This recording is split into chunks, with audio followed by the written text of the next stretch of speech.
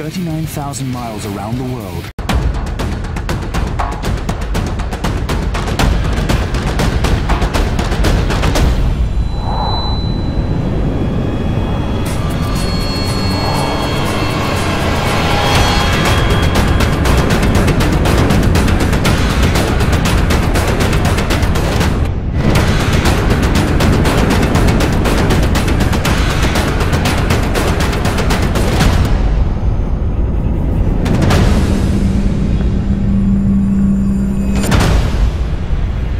We all get along really well, and you know, they're all good fun. Black's sort of a bit of a funny man, I think.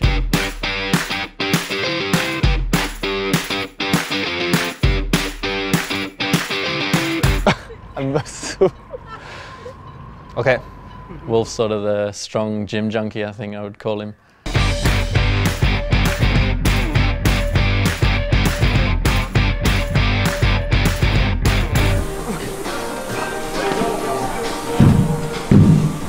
And I think Horace is he's just sort of like a strong man or an action man or something. He's sort of super tough guy. And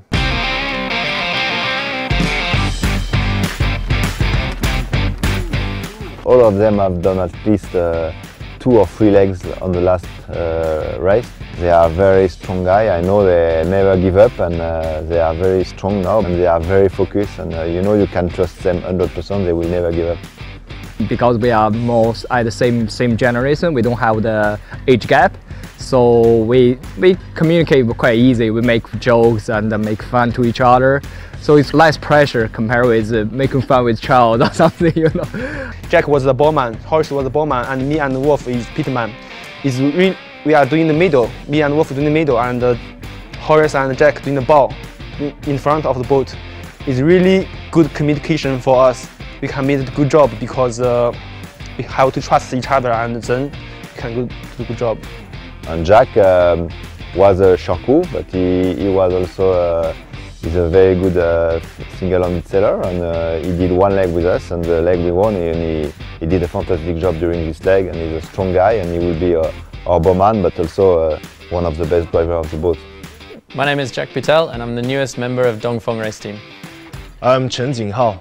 I'm the new member of Dongfeng race team. My name is Wolf. I'm the newest member of Dongfeng race team. My name is Black. I'm the youngest member of Dongfeng race team. Back to Black!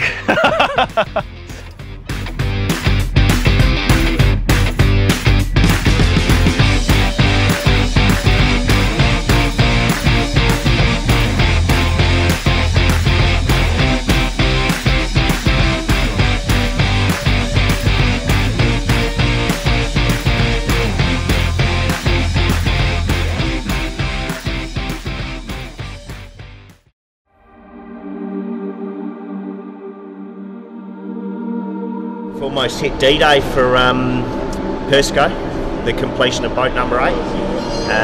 About to leave, actually get loaded, just in the truck out there, on a massive journey to make it to Lisbon, to Portugal, where we'll finish all the painting and all the fit out. But it's been 5 months of some pretty serious toil here. Getting to the end of the party at Persico Marine and standing under the Team Action Nobel boat. He's all packed, ready to go for a big journey to Lisbon. On the truck all the way through the middle of Europe to Rotterdam, where she will go on the ferry and hopefully arrive in a week's time in Lisbon.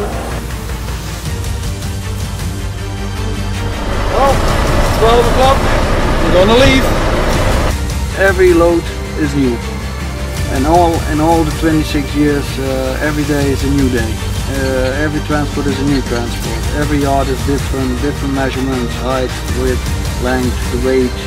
So you gotta improvise every time.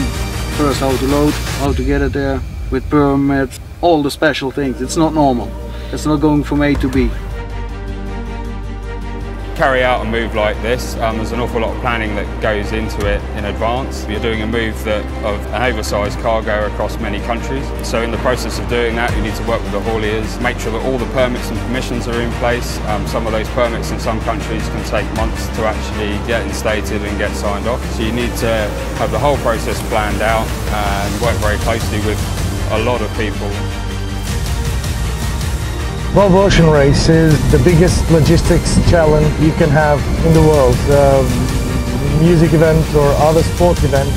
But you know what? If it was easy, Volvo Ocean Race wouldn't need TLC Twinner. This trip was planned from do this in 7 days. It took 6 days longer. But we did it. That's the main part. And the Volvo number 8 is also here.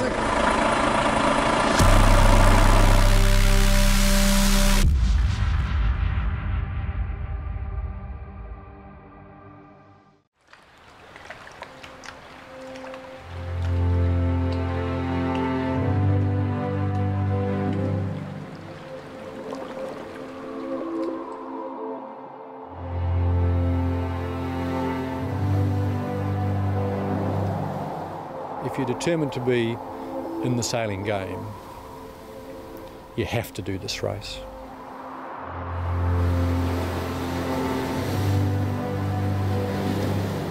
This race is demanding, physically and mentally. It is the ultimate yacht race.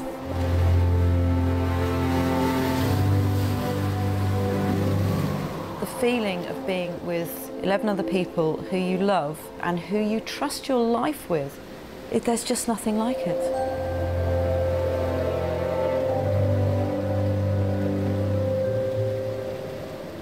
You'll be probably frightened at times, scared, worried. You'll hate it. You'll absolutely despise the fact that you're involved. And when you get to the finish, you'll know why, because there's nothing like it.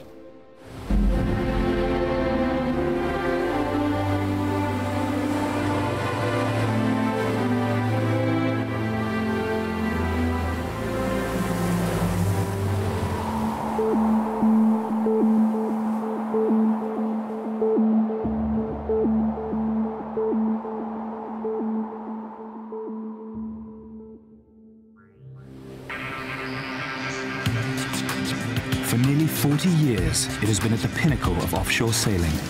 In October 2011, teams from across the globe will line up for this epic adventure.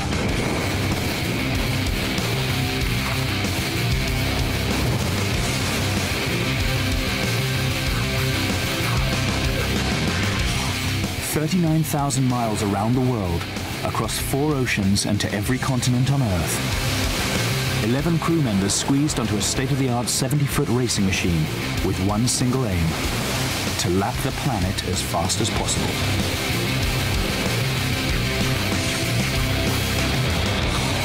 Racing up to 600 miles per day through searing heat and sub-zero temperatures, braving storm-force winds and waves the size of office blocks. Adventurers and athletes in equal measure, with the planet as their racetrack.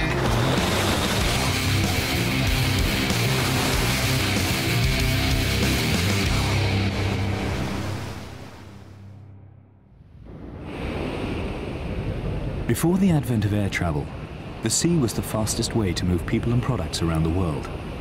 In the 19th century, clipper ships, huge streamlined vessels, sailed eastwards around the globe with the prevailing winds, setting distance and speed records that would last for over 150 years.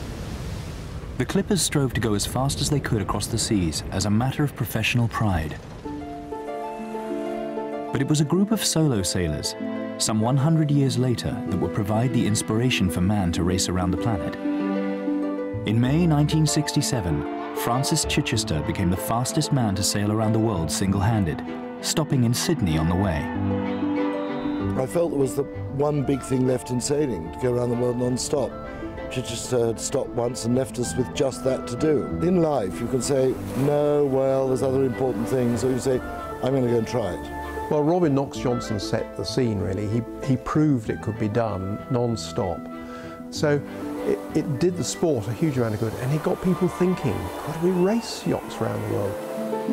Day 312, about 25 past 3 on April the 22nd, and Robin Knox-Johnson and Sue Haley have sailed non-stop around the world. The story I've always heard, which may or may not be true, is that it was cooked up in a pub in Portsmouth by the head of Whitbread, a Rear Admiral of the Royal Navy Sailing Association, and they had the idea. Who knows if that's true or not. The Whitbread didn't start as the legend would have created it. The first mention of it came in a brochure presented by Anthony Churchill and Guy Pearce at Cowes Week in 1971, where they were toting the idea of a fully crewed race around the world. There was a lot of interest, but they couldn't find the sponsorship, and it was the Royal Naval Sailing Association who were looking for something adventurous to do as well, and they brought in Whitbread. They had sponsored Chichester before. News of the race spread, and soon hundreds of potential entrants from across the world were staking their claim. Aside from a few full-time sailors, it was a mix of former military personnel and affluent amateurs who were paying their way around the world. The foundations of the first Whitbread were built more on enthusiasm than offshore experience. Well, they weren't out-and-out racers like we have now. They were all adventurers, and they wanted to go and see the world, and this was a great opportunity to do that. We're going to sail normal boats around with normal people, all right, we're going to stop, but we're going to race.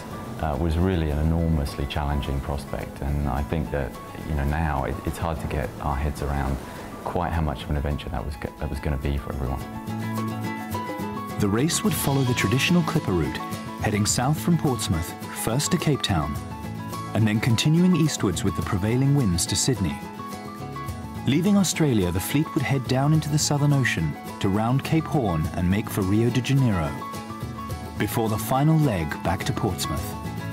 27,000 miles around the world. On September 8th, 1973, 17 yachts left on the first Whitbread round-the-world race. From France's Eric Taballet on Penduic 6 to the Mexican millionaire Ramon Carlin on Sayula II, none had sailed around the world before. All except one man, Che Blythe, the skipper of Great Britain II. Che was one of 9 children from a railway worker in Hoy in Scotland, and quite literally, as far as the yachting establishment was concerned, he was very much on the wrong side of the tracks. He was determined. After all, he had rowed across the Atlantic, he had sailed solo round the world against the prevailing winds and currents, and it doesn't come more difficult than that, perhaps. Well, Che Blythe was a sergeant in the paratroop regiment. Very tough individual. Never wanted to be an officer because he knew that the wars were won by the sergeants, not by the men above them. The thing about the first Whitbread was, of course, that we were all sort of shooting in the dark. We weren't all quite sure what we're doing. My first problem was how to get a crew. And so I said, would it be possible to take pirates as crew? I worked on the principle that if I could train, then surely they could train. We went up to Scotland, the cottage I used to own up in the borders, and we spent about 3 weeks there doing some training. One of the things I did up there was to get a young lady professor from Glasgow University to give us psychometric tests. And the only person who had the key to this was me, so that I could know what sort of chap I was dealing with. And it was quite amusing because on my one, it says something like not suitable for long distance sailing. For the crews of that first race, life was very different to the high-tech world of a modern racing yacht. They navigated by sextant, and aside from a weekly call to the race office, they might as well have dropped off the face of the earth. As they headed south into the most isolated waters on the planet, few had any idea what they would face. We were in very heavy seas, full gale 1, and in a very cold area. I mean, we had icebergs and we were slipping along at some serious speed. And suddenly the cry went up, man overboard. They did their planned plot searches of the area. They went back, they found the Dan buoy that had been thrown over immediately. Bernie had gone over the side, but they couldn't find Bernie. It was just a nightmare, really. We searched for 4 hours, but he'd have been dead within 20 minutes with the cold alone. Bernie Hosking was the 3rd fatality on that first Whitbread race. Blythe's team of paras had all seen active service, and regarded the loss of a crewman as a tragic but immutable consequence of pursuing a life away from the safety of home. Stealing themselves through the Southern Ocean, they rounded Cape Horn in first place and were the first boat home in Rio. And when we got into Rio, we had a memorial service for them, which was all the boats attended, which was very good of them. And I flew back to Britain to meet the parents, because they would want to know exactly what happened and a first-hand account. That is not easy, you know. And they're real stalwarts, absolutely solid as rocks. You know, we explained to them, and there they were, their son dead, and yet they're, you know, taking it right on the chin. Really lovely couple. Yeah, it was great. Very sad.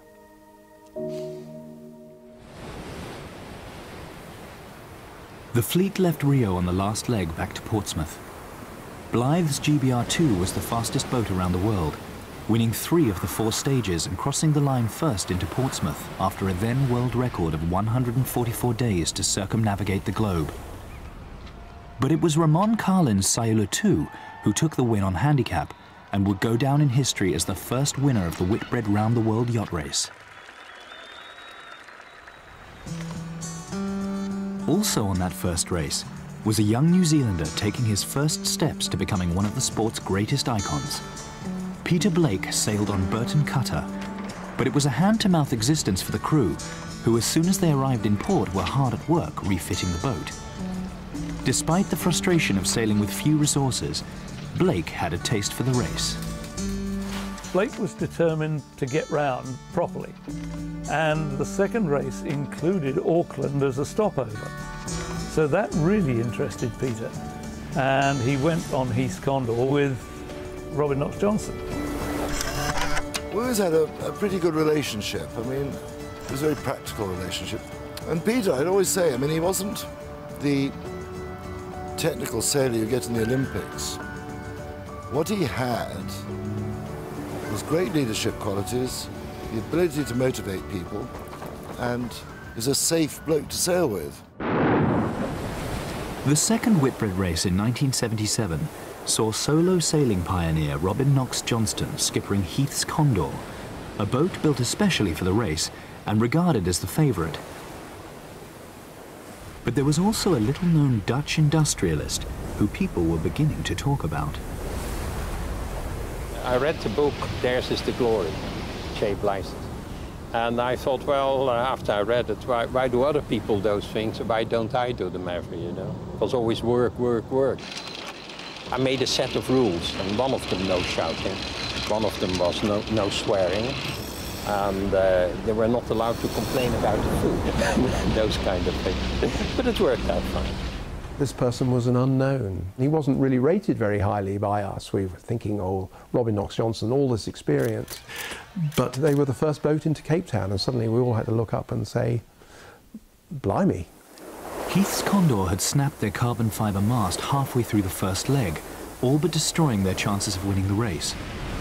They recovered well to win the second leg into Auckland, but it was only a temporary halt in Flyers' progress.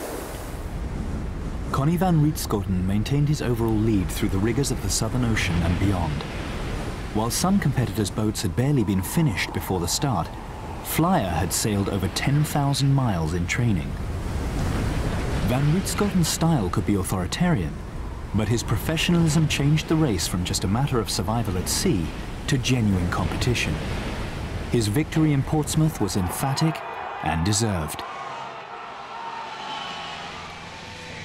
The winner of the first Whitbread was an off-the-peg racer cruiser, but Van Rietschoten's victory had shown how important it was to build specifically for the race.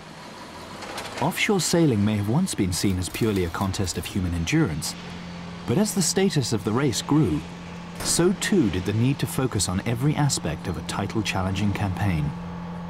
I was the shore manager of a Flyer then, and I followed through with the building, the crew selection, and Connie did exactly the same planning as before.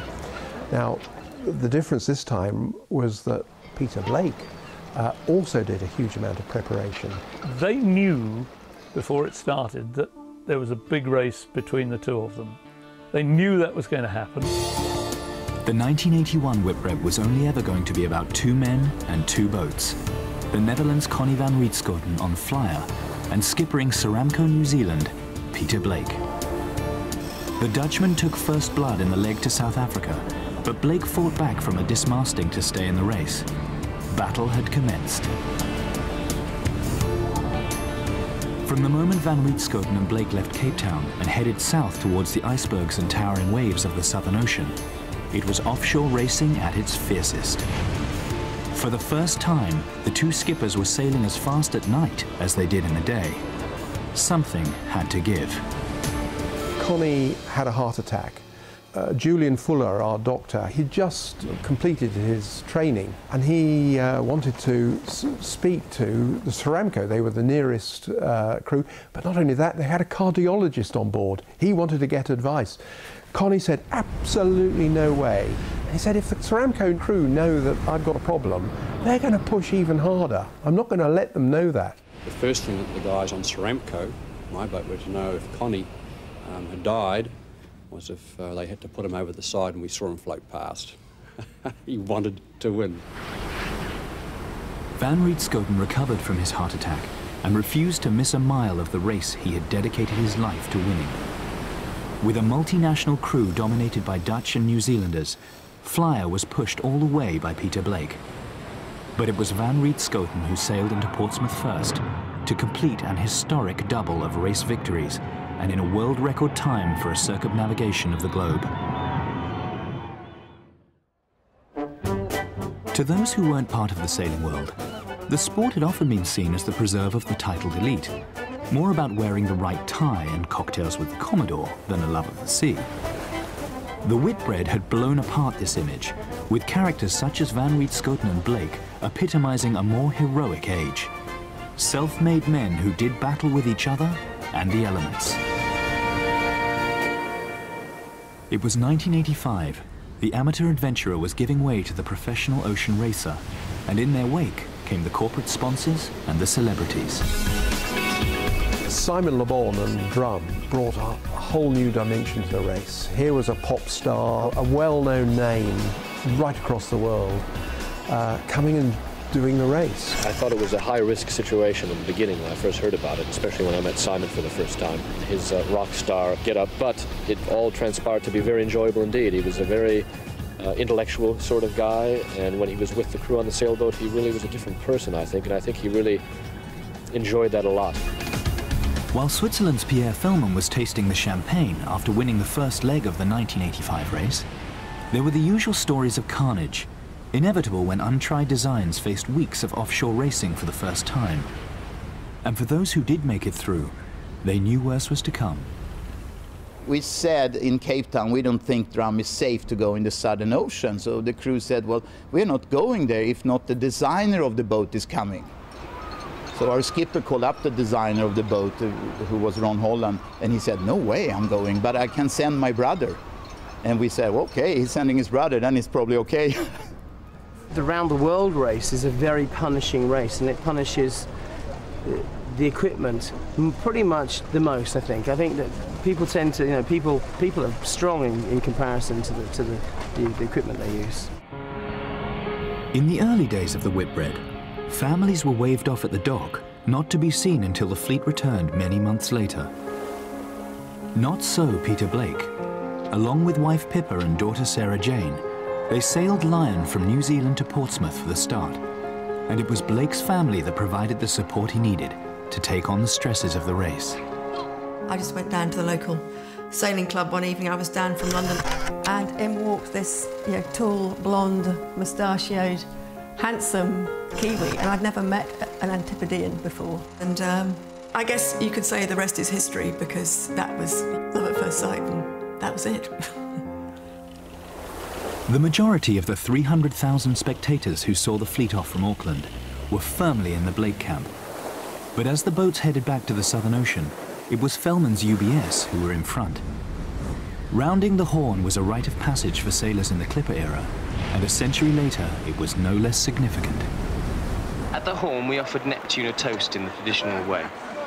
And after weeks of eating freeze-dried food and total alcoholic abstinence, one glass of this stuff and you're seeing things. Fellman's Swiss team took the win into Uruguay, but it was Duran Duran singer Simon Le Bon who was putting the race on the front pages. We've had big waves, we've had little waves, we've had a lot of wind, we've had no wind, we've had whales, we've had dolphins. This is a fantastic day in my life. Fellman's UBS was to lead the fleet into the finish in Portsmouth. Blake again coming up short in a boat that had sacrificed speed for strength. 4 days later, it was Lionel Pion from France and his crew on board l'Esprit d'Equipe who took the overall victory and the trophy from Princess Diana. Offshore sailing was traditionally the preserve of men. Claire Francis had skippered ADC Accutrack in the 1977 race, but with a predominantly male crew. With few exceptions, female participation was at best marginal. But in 1989, one woman pushed for change, putting together the first all-female team in the race. Tracy Edwards had sailed in the last Whitbread as a cook, but this time she was the skipper. It wasn't just a, oh no, you can't do it, don't be so silly.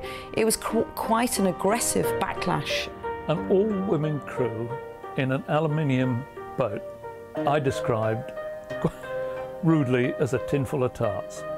No one of us believed that she would get to finish the first leg, let alone get round the world.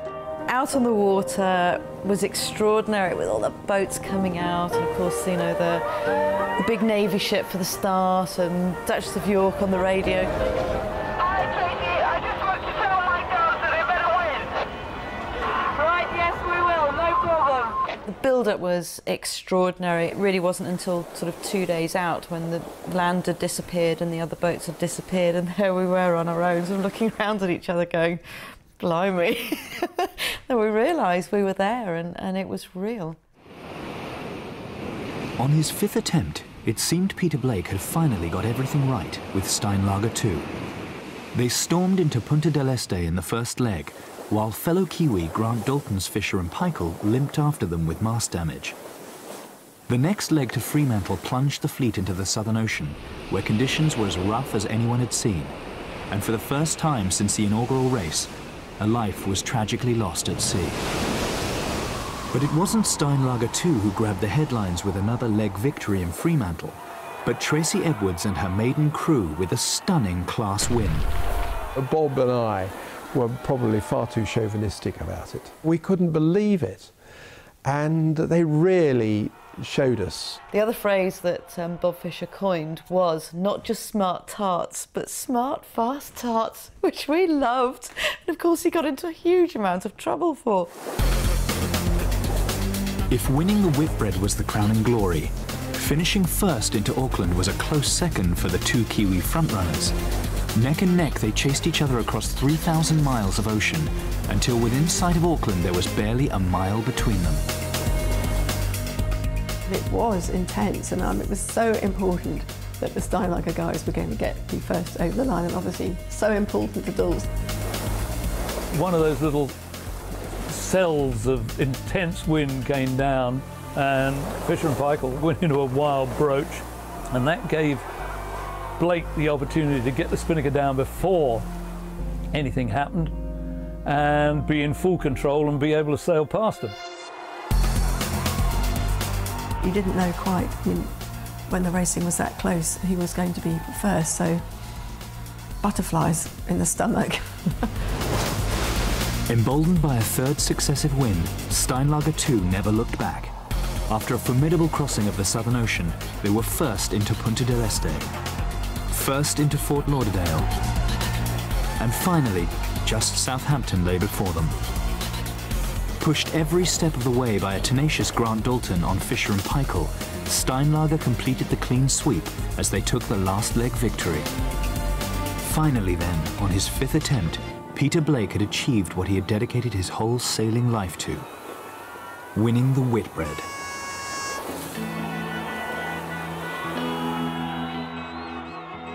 It was a wonderful triumph. To win every leg needed not only skill and determination, but just that extra little bit of luck, perhaps. I've climbed one Everest, yeah. There's a few more around that need to be looked at, so I'm not just going to sort of disappear, you know, into the background somewhere. I've got a few other things I intend to do. He knew then that he wouldn't do another Whitbread race because there would be no point. I mean, he'd run every leg. It's almost like I don't have to do that again. But yeah, let's think of the next adventure. A world record for the fastest non-stop lap of the globe with his old skipper, Robin Knox-Johnston, and 2 America's Cup victories followed for Blake. But it was his pioneering environmental work in highlighting the effect man was having on the world around him that was perhaps the most personally rewarding. But while traveling back along the Amazon, he was tragically murdered by gunmen. He was 53. He was the ultimate family man, which you wouldn't necessarily think. I mean, he probably changed far more nappies than I ever did, but he was this great sort of tall, strong Kiwi, but he loved his family and they loved him. In the world of offshore racing, biggest had been best, with the heavyweight maxi class dominating the Whitbread for years. But these boats demanded a huge logistical effort to race, needed big crews to sail them fast, and their spiraling costs were in danger of putting off sponsors. So in 1993, a challenger was unveiled. These Whitbread 60s were fast, so the maxi guys were really uptight, that they could be beaten boat for boat. The Whitbread became a 2-tier event. The maxi class attracted 4 entries like the Ketch New Zealand Endeavour, skippered by Grant Dalton, and the Whitbread 60 class proved its popularity with 10 entries on the start line in Southampton. Dalton, though, was adamant he had chosen the best boat to win the race this time. He really is one of the toughest guys I've ever met. Back when I first started, which was just a delivery between parties. It used to be a race for misfit adventurers, you know, and we brought a whole new kind of level to it and just cleaned it up for years. Dalton stamped his mark on the race from the start, as New Zealand Endeavour won the first leg into Punta del Este. But if Dalton had hoped the Southern Ocean would prove too tough for the fledgling Whitbread 60 class, he was to be disappointed, as they carved their way to Australia in the second leg, taking the first 4 places and leaving the maxis wallowing in their wake. Dalton, though, kept the hammer down and the pressure on as the race headed for home. New Zealand Endeavour took the maxi win and the title of fastest boat around the world. Dalton had won the battle against the new 60s, but the war of words had just begun. It is unfortunate that Grant is still on this thing, pushing the old wheelbarrow down the garden path. You know, he spent 3 years trying to make us slower so that he would win, and he's won. He should be very happy with the result, and we're ecstatic about it. And good on Grant for coming in here. He's won the maxis and we won the 60s. But they're not happy boys at all, and you know, they made bad calls. They bought 60s to be first around the world and they weren't, so tough luck to them, they got it wrong. But 2 years later, Dalton himself was supervising the build of his own 60-footer, as the maxis finally bowed out. The Whitbread became at last a race between boats all built to the same rule. By 1997, the Corinthian spirit had been replaced by a cool professionalism, as a new breed took on the race for the first time, and few epitomized the mood more than Paul Cayard. We just were very inexperienced. We had 9 people like myself who were America's Cup sailors or star sailors on the boat, but we had our own style. When that all clicked and came together, yeah, I won't ever forget that. We had a fresh approach. You know, we just upped the game at every level. Clothes, food, stacking, every level, we just pushed it harder. He come from an Olympic background where you race around short courses just a mile long, where every centimetre and millimetre counts. He took that same level of obsession and applied it to 30,000 miles of racing around the world. As the dot-com revolution took hold, the race was followed like never before. Millions around the world took to their computers to check the latest updated positions, living every mile of the race. Dalton had the experience, but it was Cayard's bunch of inshore racers on EF Language who had the edge on that first leg, beating the Kiwi into Cape Town by almost a day. Kayard seemed like the real deal, but there was much to learn. We sailed out of Cape Town in good shape, made an early tactical mistake and were on the back foot. Kayard pressed really, really hard to catch up, and he pressed way too hard. He broke just about virtually every spinnaker on the boat.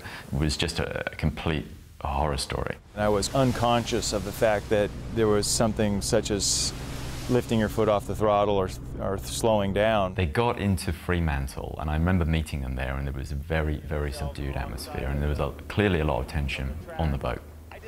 For me personally, I get a really bad taste in my mouth when I'm in the lead in something and start backing down. We got in and had a big meeting and actually changed the whole program at that point. And that's where Paul is actually pretty strong as a leader and said, all right, guys, here's where I messed up, here's where you messed up, here's where you messed up.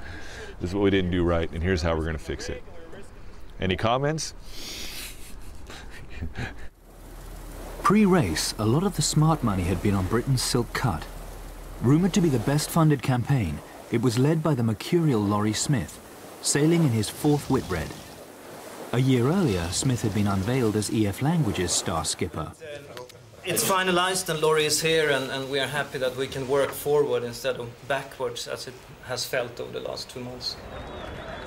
But 3 months later, Smith had jumped ship along with most of his crew and headed back home to front Silk Cut's high-profile entry. With money to spend, it seemed like a dream move. Laurie Smith really had everything at his disposal when he had Silk Cut backing. A smoker with backing from a cigarette company, which we don't see anymore. He had everything going for him, but I don't think he spent it in the right areas. They weren't as well resourced in terms of shore crew, so when they came ashore after each leg, it was the sailors that were having to put the boat back together again, while on some of the other teams, those sailors were off to their hotels and getting much needed rest and recuperation before the next leg, so maybe cutting some corners here and there.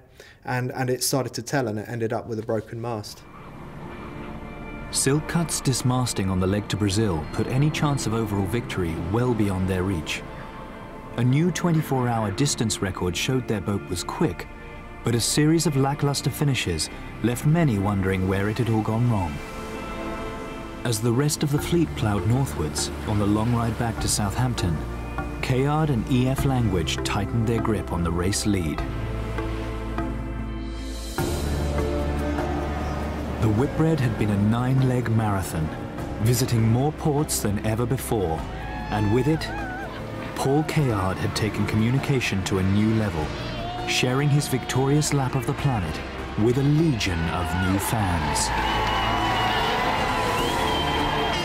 My vision of this race was it was a tough race. I was coming into an environment that I didn't know too well, the offshore sailing, and I thought we would struggle at first, but that in the end we would grind it out.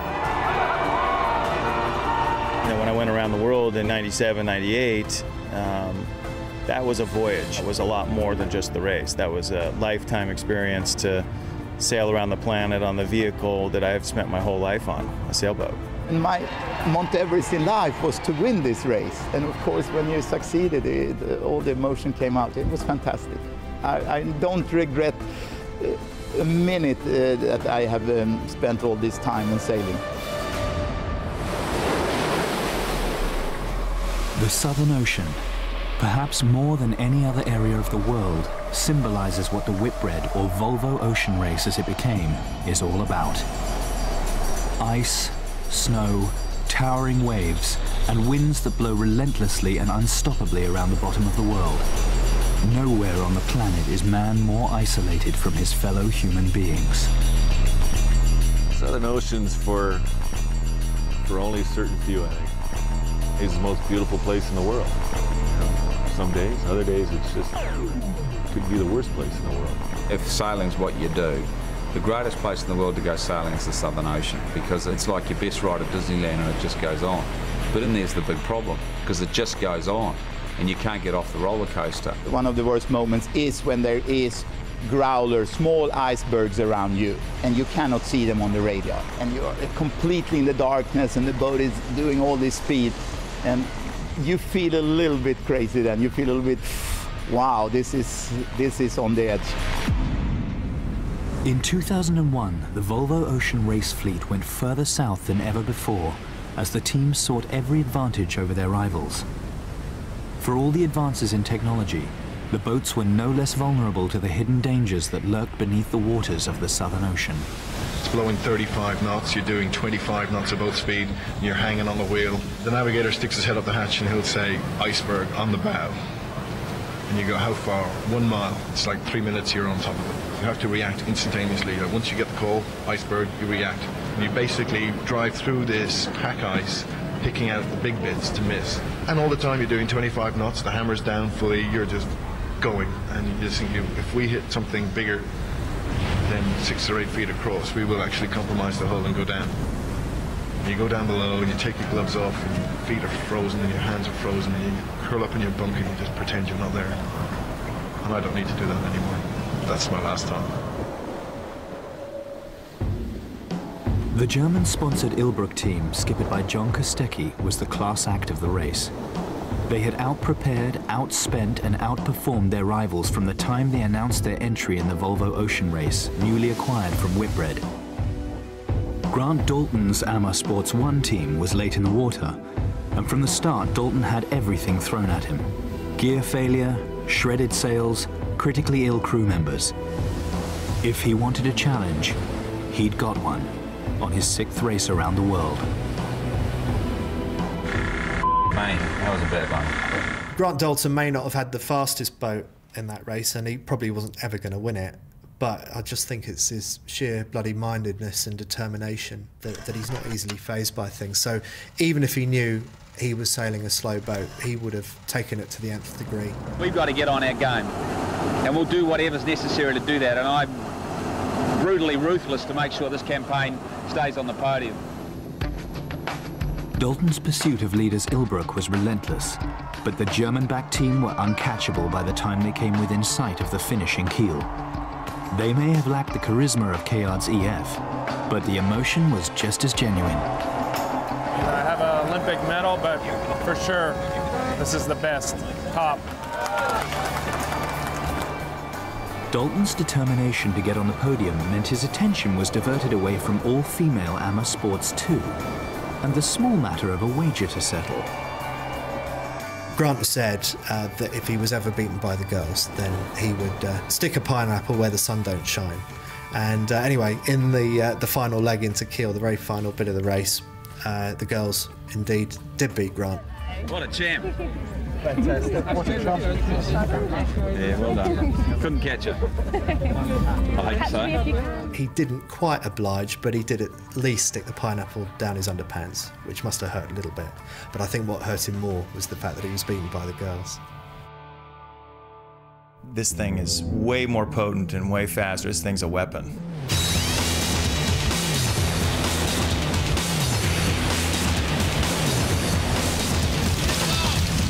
The Volvo 70 was the replacement for the aging 60-footer. It was a revolution in design, a canting or swinging keel, 60% more sail area, but 2 tons lighter with a crew of just 10.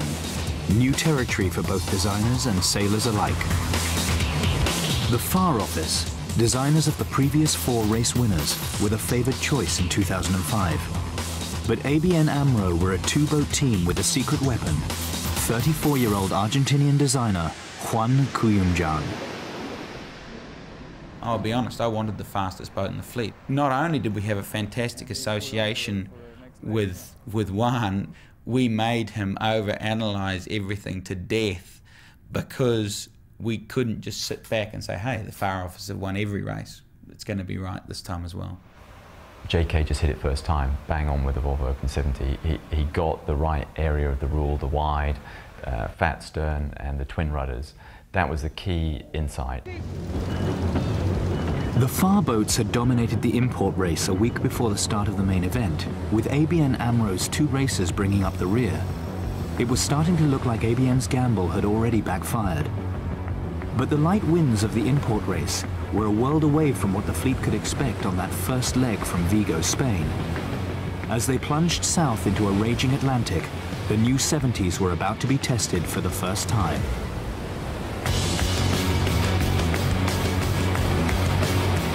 As the crews on the Far boats wrestled to keep their charges together, it was ABN AMRO 1, the broad but bulletproof racer, which was already beginning to run away with the race. The great challenge in that race was knowing how hard to push without breaking the legs off your boat. That wasn't really an issue that they ever had with the VO60. That was just pedal to the metal, drive it as hard as you can. If you do that with a VO70, it will break. When I went down below that first night and saw the water pressure on the top of the keel box, it was just extremely apparent to me that there was no way that boat was going to sail 7,000 miles in that state. So we sailed it as gingerly as we could back towards Portugal. So the first night of the whole race threw everything that this race has had to throw at us. ABN AMRO 1 continued its path to victory in Cape Town. Their domination of the race became a full-scale rout as they won 5 of the first 6 legs. Meanwhile, the Far Office was deep into full-scale crisis management as leg after leg teams retired with technical issues, often down to the hydraulics associated with the new canting keels. ABN's progress had been serene by comparison, and a triumphant homecoming in Europe was just a transatlantic crossing away. I think a lot of people assume that it's the sort of remoteness of the Southern Ocean which is where all the problems occur in races. In fact, very often it's the North Atlantic where you experience the most problems, and as we saw in the worst possible way in the 2005-06 race. The stage from New York to Portsmouth was as hard a leg as any the fleet had sailed so far. Freezing temperatures and winds building to over 50 knots. At 2 in the morning on May 18th, ABN AMRO 2, sister ship to the race leader, experienced a sudden jump in wind speeds. As the boat buried itself into a wave, 32-year-old Hans Horowitz was swept from the deck. The most sickening feeling you can ever have as an offshore sailor, to know one of your teammates is in the sea. As the crew on ABN 2 began a desperate search for Horowitz, the rest of the Volvo fleet was deep in the same low-pressure system. On May 18th and May 19th, the wind came up. It was blowing 35 to 40, which isn't more wind really than we saw at Cape Horn, but the Atlantic waves are very, very steep. And the amount of water that was coming over the deck and sloshing people around and knocking them down. And normally we would take the spinnaker down at night just to be safe, but at one point on May 19th, we took the spinnaker down in the middle of the day. Put the jib up. It was just that rough. So yeah, I've been scared.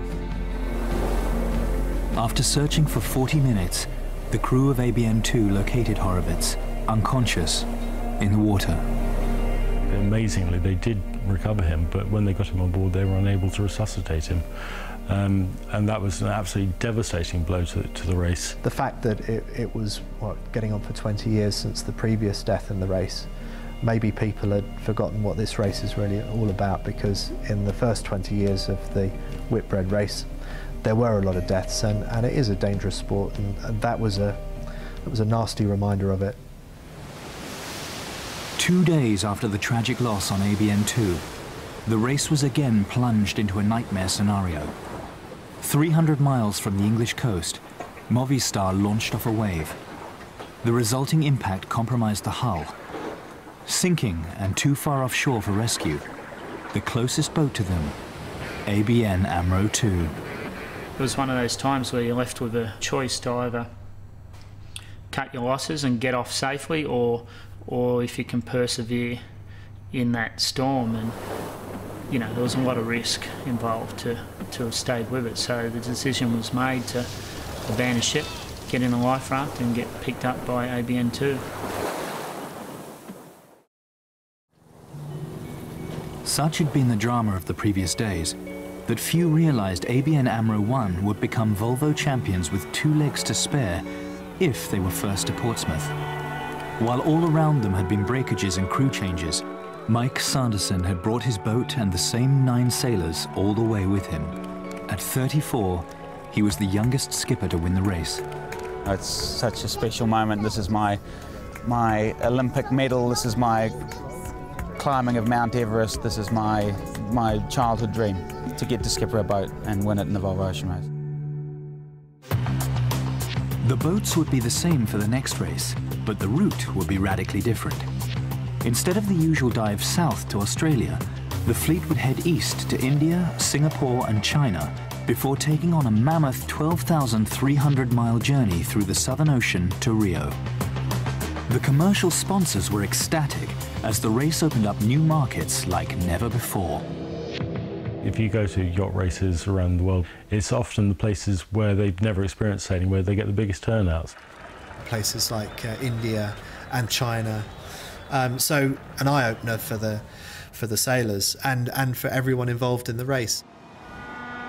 With the prospect of reaching untapped markets like never before, the race attracted one of the most international fleets in years. Ericsson had recruited the core of ABN's winning team, signing Juan Cuyumjan as their designer, and for their skipper, one of the most successful sailors in Olympic history, Torben Grael. Grael had skippered Brazil's first ever entry to a creditable third place, but this time he was on a boat that looked to have won the race before it had even started. He's one of the fastest drivers of a boat, so when he's got his hands on the wheel, there are a few people that can match him. He understands the wind pretty much better than anyone else, and he's won 5 Olympic medals to prove that. He just sees things that other people don't see. The boats in the very first race were as different from the Volvo Open 70 Grael was piloting as a biplane is from a stealth fighter. Since those early years, life above and below decks had changed dramatically. Alcohol disappeared long ago, food was freeze-dried, and living conditions cramped, cheerless, and filled with a deafening sound of creaking carbon.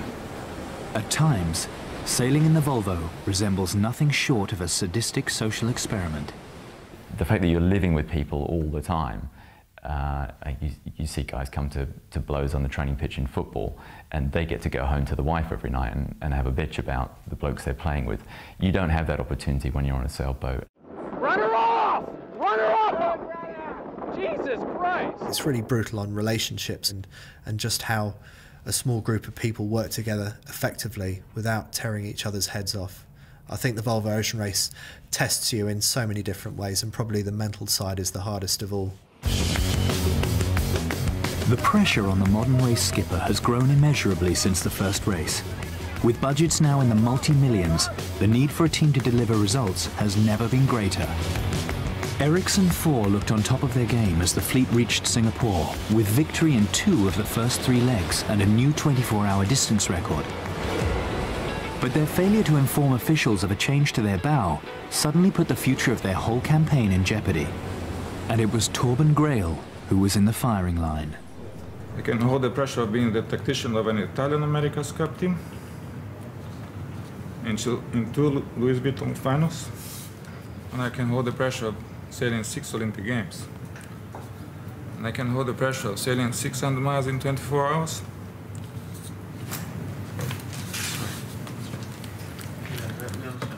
But I cannot hold the pressure of this.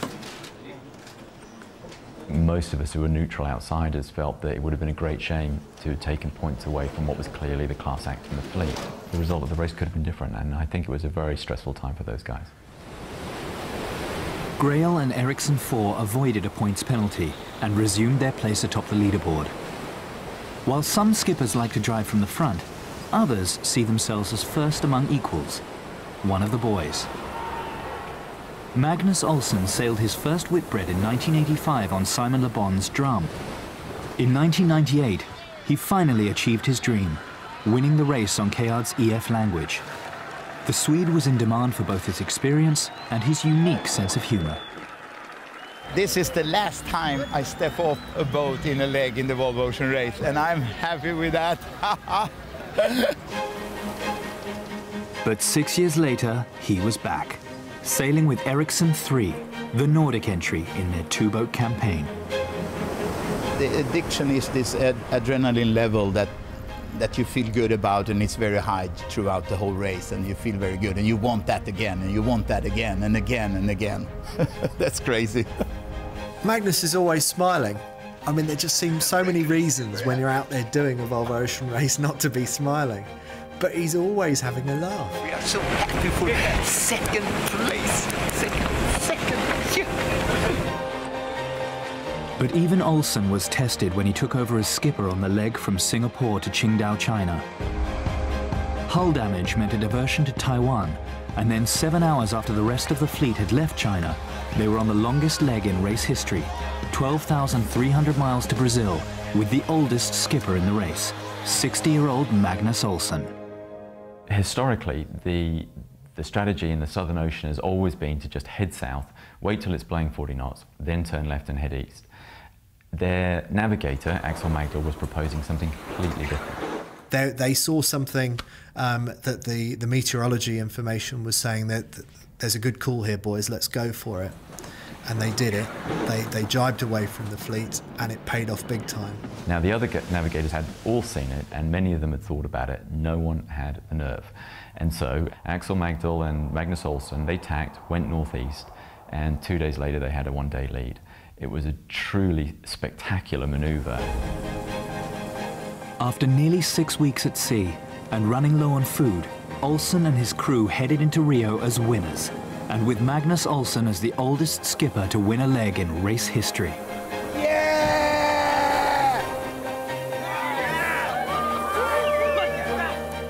To come in as winner on the longest leg at the most heroic possible fashion, really, with a huge lead, was just amazing. And some people would have responded to that in quite a calm way. Magnus just let it all hang out, and you knew he was so happy. Ericsson 4 was second into Rio, and winning 3 of the last 5 legs took overall victory. The race had taken sailing to places where the sport had been unknown, and the reception it received showed that even in uncertain economic times, or perhaps especially in such times, the heroism of raw human endeavor was still a compelling story that people were hungry to hear.